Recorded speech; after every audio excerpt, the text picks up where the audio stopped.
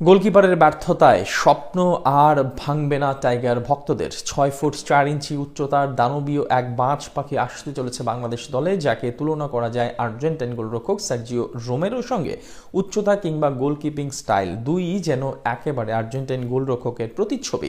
এই গোলকিপার লাল সবুজের হয়ে খেললে টাইগারদের দুর্গ হয়ে উঠবে চীনের প্রাচীর। কে এই বাজ পাখি যে আসতে পারে বাংলাদেশ দলে, জানবো রিপোর্ট।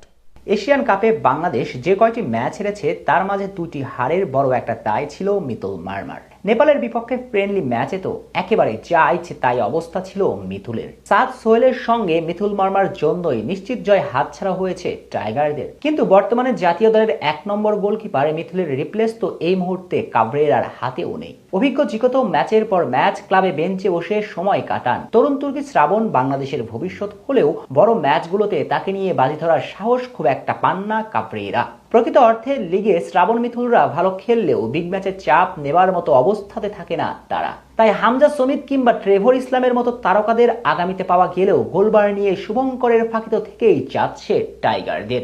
প্রশ্ন হচ্ছে এই সমস্যার সমাধানটা কি? সমাধান আছে, সমাধান পেতে চলেছে টাইগার ভক্তরা। কারণ 28 বছর বয়সী 6 ফুট 4 ইঞ্চির এক দানবীয় গোলকিপারকে পেতে চলেছে লাল সবুজের বাংলা। নাম তার সাইফ কেরাওয়ালা। বর্তমানে খেলছেন ওয়াশিংটন অ্যাথলেটিকো ক্লাবের হয়ে। আর সেখানে ক্লাবটির স্থানীয় সমর্থকরা তাকে ভালোবেসে আর্জেন্টাইন গোলকিপার সার্জিও রোমেরোর সঙ্গে তুলনা দিয়ে থাকেন। আসলে তার উচ্চতাটা একেবারে সাবেক ম্যানিউ গোলকিপারের মতোই, এমনকি গোলবারে দাঁড়িয়ে প্লেইং স্টাইলটাও রোমেরোর প্রতিচ্ছবি। Reflex, positioning sense, gripping, aerial dominance, 1 versus 1 saving দক্ষতা সবকিছুই একেবারে রোমেরোর কার্বন কপি। একবার শুধু ভাবুন তো, বাংলাদেশ জার্সিতে এমন একজন গোলকিপারকে পাওয়া নিশ্চয়ই স্বপ্নের মতো ব্যাপার।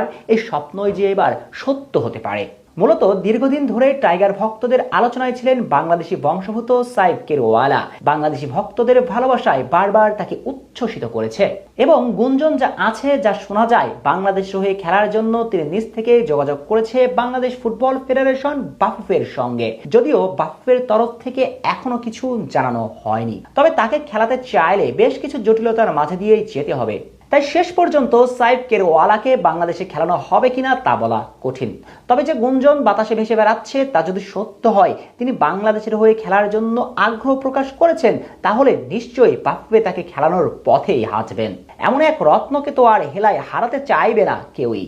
অর্থাৎ আগামী দিনে তাকে দেখা যেতে পারে লাল সবুজের জার্সিতে। যদি সেটাই হয়, তবে স্বপ্নের এক নতুন যাত্রা করবে বাংলাদেশ ফুটবল। অন্তত গোলবার নিয়ে বারবার যে মুশকিলে পড়তে হয় হ্যাভিয়ের কাবরেরার দলের, সে মুশকিলের আসান তো পেয়ে যাচ্ছে।